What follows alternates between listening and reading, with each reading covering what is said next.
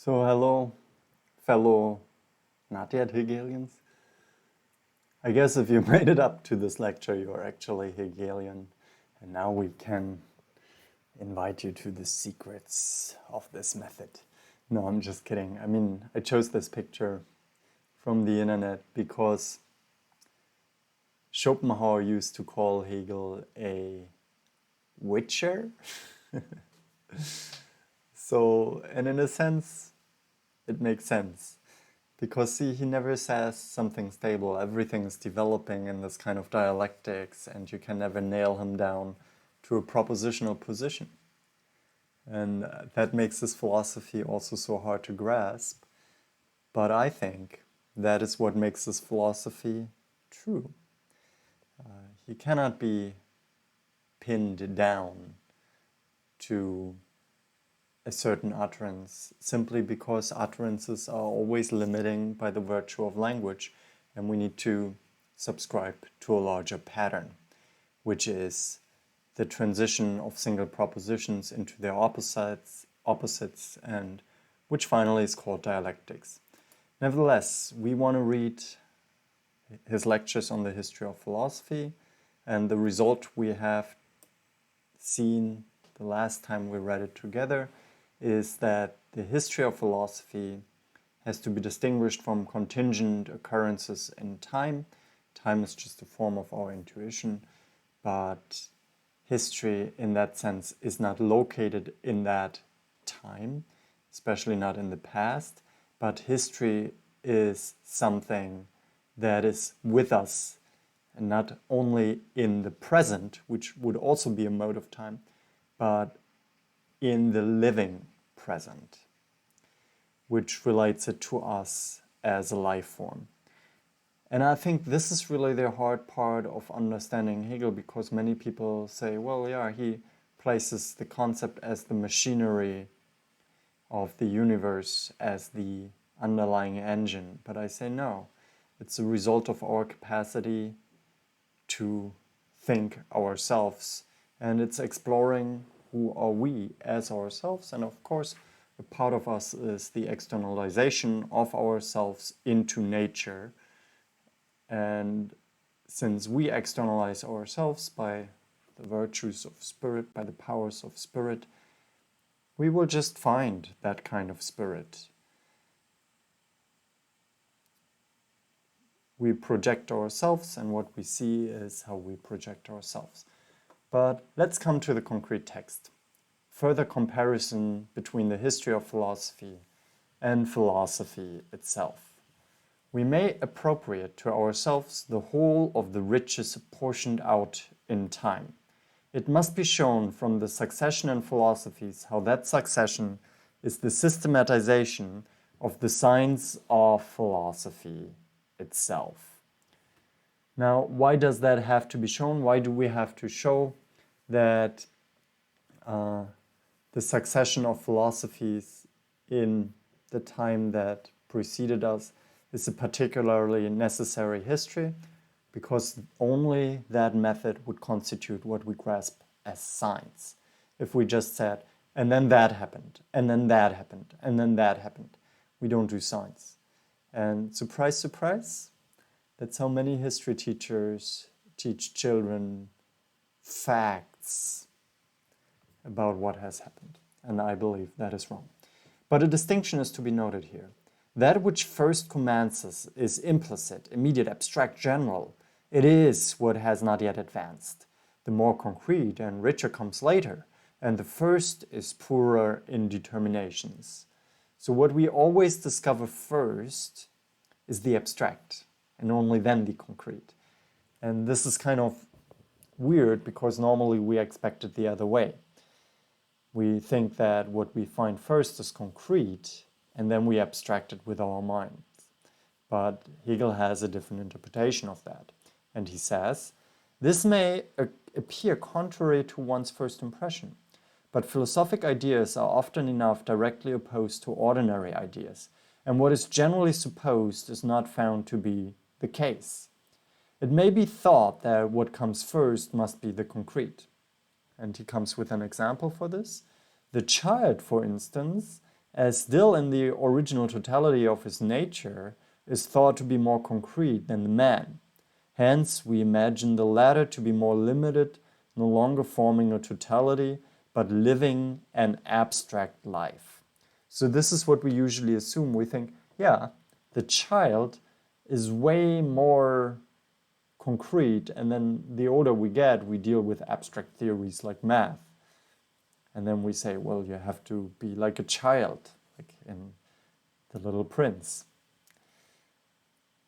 But maybe it is that many adults never grew up and remain children, and that's why sometimes they look ridiculous in front of a child that is not yet screwed up by their education. Okay, but that's another debate. Certainly the man acts in accordance with definite ends, not bringing his whole soul and mind into his subject, but splitting his life into a number of abstract unities. The child and the youth, on the contrary, act straight from the fullness of the heart.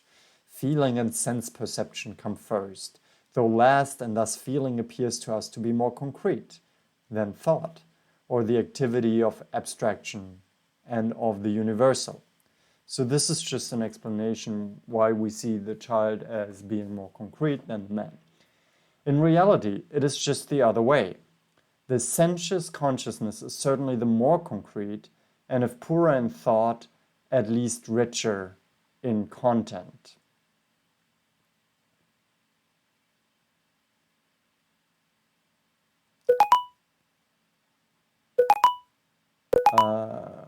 Okay, I don't understand this. Let me read this again here. Yeah, so the child acts from the fullness of the heart, that's what he said. So, and sense perception and feeling come first, that's also clear. And for that reason, feeling occurs to be more concrete than thought.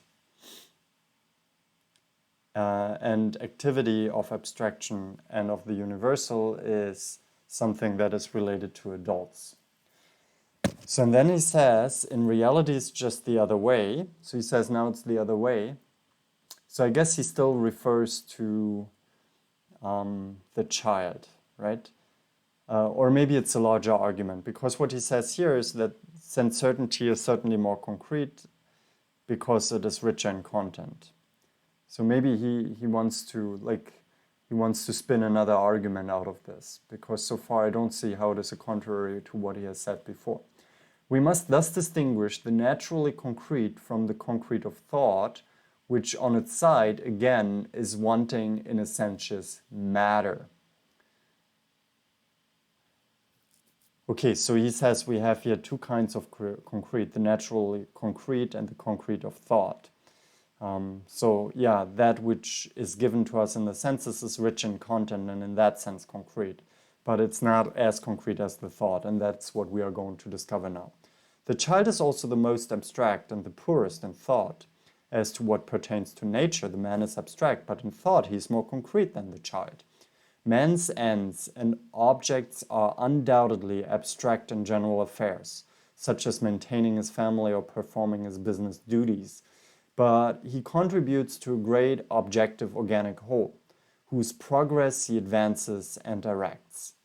In the acts of a child, on the other hand, only a childish and indeed momentary I, and in those of the youth, the subjective constitution or the random aim form the principle of action. It is in this way that science is more concrete than sense perception. So how is science more concrete? It is because the acts of a child are just directed by its momentary feelings, and in that sense they are random, but science has a more concrete goal. It does not act only out of randomness, and therefore it moves closer to what is the concrete. In applying this to different forms of philosophy, it follows in the first place that the earliest philosophies are the poorest and the most abstract. So now he says, okay, we see the same with regard to philosophies, that we first have something that occurs, and when it occurs the first time, it's more abstract, but the later ones, they basically consume the form of philosophies and are then richer in content, and they also develop it in a better way, understand the aim better, and therefore they become more concrete. In them, the idea is least determined. They keep merely to generalities not yet realized. This must be known in order that we may not seek behind the old philosophies for more than we are entitled to find. Thus we need not require from them determinations proceeding from a deeper consciousness. For instance, we need to know that so that we don't attribute more to these old philosophies than there is actually in there. And now he gives an example. For example, it has been asked whether the philosophy of Thales is, properly speaking, theism or atheism, whether he asserted a personal God or merely an impersonal universal existence. The question here regards the attribution of subjectivity to the highest idea. So God, that's what we have to say, is usually thought as the highest idea because we say there is nothing larger imagined than God. God includes everything, and therefore it's the highest idea. And now we can ask, what is this idea? Is it impersonal, universal, or does it have a subjective mind? The conception of the personality of God. Such subjectivity, as we comprehend it, is a much richer, more concentrated, and therefore much later conception, which need not be sought for in distant ages. So yeah, he says basically that the subjectivity of God, which is a Christian notion, is more concrete than the earlier ones. So here, of course, we have an anthropological problem where we could say, well, Hegel, you just apply your colonialist thought here and you dismiss other forms because you only reconstruct them from your subjective perspective. Okay, that's a common criticism of Hegel. The Greek gods had indeed personality in imagination, an idea like the one of God of the Jewish religion. But to know what is the mere picture of fancy and what the insight of pure thought and notion is quite another thing. If we take as basis our own ideas judged by the deeper conceptions, an ancient philosophy may undoubtedly be spoken of as atheism. But this expression would at the same time be false, for the thoughts as thoughts in beginning could not have arrived at the development which we have reached. So yeah, we try to look at these ancient philosophies and we say, well, they have not yet gone through the whole process of determination and therefore they are not yet as developed. That's a large discussion. And here we come to the concrete questions of how Hegel's theory applies to reality. And I'm fine if somebody challenges these thoughts. At the same time, I'm also sympathetic to Hegel. And Hegel also says, well, see, these are not false, but now we have gone through further moments of critique, which is the task of reason to criticize itself, and now we have a fuller picture of what these religions actually mean. And yeah, I kind of agree with it, though the fundamentals of distinguishing and comparing religions is certainly more complicated than that. From this, it follows, since the progress of development is equivalent to further determination, and this means further immersion in and a fuller grasp of the idea itself, that the latest, most modern and newest philosophy is the most developed, richest, and deepest. And yeah, that's the question, is oblivion possible? Are we tending to forget? Are we falling behind what we have achieved already? Maybe possible too. Hegel would say, maybe this is just part of another dialectics to just come out as a higher determined thought, maybe. In that philosophy, everything which at first seems to be past and gone must be preserved and retained, and it must itself be a mirror of the whole history. The original philosophy is the most abstract, because it is the original and has not as yet made any movement forward. The last, which proceeds from this forward and impelling influence, is the most concrete. This, as may at once be remarked, is no mere pride in the philosophy of our time, because it is in the nature of the whole process that the more developed philosophy of a later time is really the result of the previous operations of the thinking mind, and that it, pressed forwards and onwards from the earlier standpoints, has not grown up on its own account or in a state of isolation. So yeah, he says, okay, this is not a pride of our philosophy nowadays because there are still a lot of faults included in ours, but he says it's a part of the whole process that we move forward towards further and further determination, which seems to be a criterion of further and better development. But yeah, we could easily imagine that we maybe also forget, and in that sense, we step back. So how does he stay, or what is his stance on the question of forgetting? It must also be recollected that we must not hesitate to say what is naturally implied, that the ideas comprehended and shown forth in the last and newest philosophy is the most developed, the richest, and the deepest. I call this to remembrance because the designation new or newest of all in reference to philosophy has become a very common byword. Those who think they express anything by using such terms might quite easily render thanks respecting any number of philosophies just as fast as their inclination directs, regarding either every shooting star and every candle gleam in the light of the sun, or else calling every popular cry philosophy and adducing as proof that at any rate there are so many philosophies that every day one displaces another. Thus they have the category in which they can place any apparently significant philosophy, and through which they may at the same time set it aside. This is they call a fashion philosophy. Okay, he distinguishes this cry from anew, this, I don't know how it's called, neoism, let's call it neoism. He dismisses that and calls, well, that's a fashion. We still have to distinguish what is a good new philosophy. And it's not just the outcry that it's new. It's maybe more a relation to history in terms of a recollection. Schofield calls this but a fleeting phase when the spirit of man once again and anew strives earnestly on towards forms that are higher. So it must be related to the idea that we develop higher forms, I guess. The second consequence has regard to the treatment of the older philosophies. Such insight also prevents us from ascribing any blame to the philosophies when we dismiss determinations in them were not yet present to their culture, and similarly it prevents our burdening them with deductions and assertions which were neither made nor thought of by them, though they might correctly enough allow themselves to be derived from the thought of such a philosophy. So yeah, if we think in searching a higher standpoint that is built upon former historical philosophies, we don't make the mistake of saying they're all wrong, they were bad philosophers, they were so dumb, how could they be so dumb? We don't do that, but we also don't apply our own thought to their time and search for something that is not yet in there. It is necessary to set work on a historical basis and to ascribe to philosophy what is immediately given to us, and that alone. Errors crop up here in most histories of philosophy, since we may see in them a number of metaphysical propositions ascribed to a philosopher and given out as an historical statement of the views which he has pronounced, of which he neither thought nor knew a word, and of which there is not the slightest trace found in history.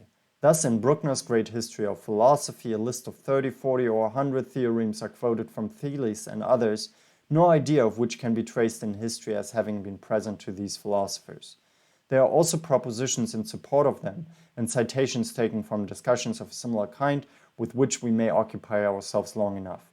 Brucker's method is to endow the single theorem of an ancient philosopher with all the consequences and premises, which must, according to the idea of the Wolffian metaphysics, be the premises and conclusions of that theorem, and thus easily to produce simple naked fiction as if it were an actual historical fact. So yeah, this is a question of how to read historical philosophies, and yeah, I'm not entirely sure of that, because I think we can make some conclusions of what thoughts entail about their philosophy. I don't see exactly the argument for why we shouldn't do that according to Hegel. Yeah, I don't see it. Just that we want to have a genuine reconstruction of what they said so that we maybe better understand ourselves. Thus, according to Brucker, Thales said, ex nihilo fit nihil. So out of nothing comes nothing, or nothing can be made from nothing. Since he said that water was eternal, I don't know how that can be concluded. That's maybe a false conclusion anyway. You cannot conclude that because I say water is eternal, that it also means that nothing comes from nothing. Okay, so, but yeah, I can see why he goes in that direction too. Okay, where was that? Thus, too, he was to be counted amongst the philosophers who deny creation out of nothing, and of this, historically at least, Thales was ignorant. Professor Ritter, too, whose history of Ionic philosophy is carefully written, and who on the whole is cautious not to introduce foreign matter, has very possibly ascribed to Thales more than is found in history. He says, hence we must regard the view of nature which we find in Thales as dynamic in principle. He regarded the world as the all-embracing living animal which has developed from a germ like every other animal, and this germ, like that of all other animals, is either damp or water. Thus, the fundamental idea of Thales is that the world is a living whole which has developed from a germ and carries on its life as does an animal by means of nourishment suitable to its nature.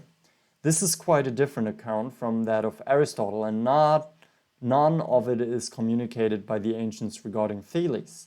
The sequence of thought is evident, but historically it's not justified. We ought not, by such deductions, to make an ancient philosophy into something quite different from what it originally was. Okay, just some more arguments for why we shouldn't turn these philosophies into something they are not, even though it logically follows, because it seems not to be in the series of thoughts that has to be reconstructed as necessary steps for arriving at our current moment. So we really want to understand ourselves. That's maybe the point that Hegel wants to make here. We are too apt to mold the ancient philosophies into our own forms of thought, but this is just to constitute the progress of development. The difference in times, in cultures, and in philosophy depends on whether certain reflections, certain thought determinations, and certain stages in the notion have come to consciousness, whether consciousness has been developed to a particular point or not. The history of philosophy has simply to deal with the development and bringing forth of thought. The determinations involved certainly follow from a proposition, but whether they are put forth as yet or not is quite another thing. And the bringing forth of the inner content is the only matter of importance. So this may be the important line here. So the history of philosophy has to deal with the question, what has been brought forth, what has been brought to the light of day back then. The computer is very slow today. Come on, give that, yeah, okay. So, and then it's true that the determinations certainly follow from the proposition, but bringing it forth and how it is brought forth back in that time is another question. I guess he wants to say, well, but how did they get that idea? Did they just like get it by logical derivation, or is there a contingent process why they came up with, or is there a necessary step that has to be taken before they can make these conclusions and guide themselves into the direction of these ideas? We must therefore only make use of the words which are actually literal, for to use further thought determinations which do not yet belong to the consciousness of the philosopher in question is to carry on development. Thus Aristotle states that Thales has defined the principle of everything to be water, but Anaximander first made use of arche and Thales, thus did not possess this determination of thought at all. He recognized arche as commencement in time, but not as the fundamental principle. Thales did not once introduce the determination of cause into his philosophy, and first cause is further determination still. There are whole nations which have not this conception at all. Indeed, it involves a great step forward in development.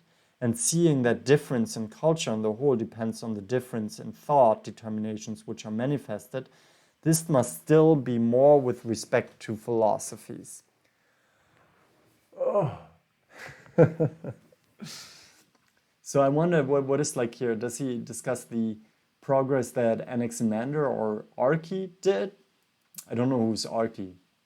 Oh, the principle of everything to be water, that is arche? Or does he discuss here that we should not apply our own thoughts to former times because they're historical? So maybe he talks here about the discovery of history, which others didn't have, and so they always applied their own categories of thoughts to other times, which would be a mistake. Now, this is an interesting idea that he puts forth here, if that is the right interpretation. If you have a better interpretation of that passage, please write it in the comments, or if you agree, also write it in the comments. Now, as in the logical system of thought, each of its forms has its own place in which alone it suffices. And this forms becomes, by means of ever-progressing development, reduced to a subordinate element. Each philosophy is, in the third place, a particular stage in the development of the whole process and has its definite place where it finds its true value and significance. Its special character is really to be conceived of in accordance with this determination, and it is to be considered with respect to this position in order that full justice may be done to it. On this account, nothing more must be demanded or expected from it than what it actually gives, and the satisfaction is not to be sought for in it which can only be found in a fuller development of knowledge. So once we have a system and we see where they are, then we maybe also understand why they didn't come to these propositions, and we only understand them with regard to their systematic place and time. And he wants to reconstruct a system of how philosophies have developed. That's his major goal. So in a sense, it makes sense. We must not expect to find the question of our consciousness and the interest of present world responded to by the ancients. Such questions presuppose a certain development in thought. Therefore, every philosophy belongs to its own time and is restricted by its own limitations. So this is the important statement. Just because it is the manifestation of a particular stage in development, my computer is just too slow. Okay. Manifestation of a particular in development. So we just observe what is developing as a particular, and we don't apply our own categories of thought. The individual is the offspring of his people, of his world, whose constitution and attributes are alone manifested in his form. He may spread himself out as he will, he cannot escape out of his time any more than out of his skin, for he belongs to the universal mind, which is a substance in his own existence. How should he escape from this? It is the same universal mind that is embraced by thinking philosophy, that philosophy is a mind that is embraced by thinking, that philosophy is mind's thought of itself, and therefore it is determinate and substantial content. Every philosophy is the philosophy of its own day. That's interesting. A link in the whole chain of spiritual development, and thus it can only find satisfaction for the interest belonging to its particular time. Yeah, this is all very clear, very straightforward. I don't want to explain it in further detail. It's just explaining how philosophy is working as the thought of its time, as part of a universal mind, or the way we think a universal mind as a part of it. So yeah, I want to finish here, and then next time we come to the last reading. I just wonder how much of my own thoughts do I attribute to Hegel, or how do I see how he stands as a system of philosophy? Where is he to be found in this universal mind that he reconstructs? What do you think of this? Let me know in the comments. That would be interesting. Even though if you watch this video in 10 years, I'm still happy if you found a way of communicating with me then in 10 years. And maybe I've changed my views in 10 years. So yeah, thank you very much for listening. Give this video a like, subscribe, live long, read more Hegel, and prosper.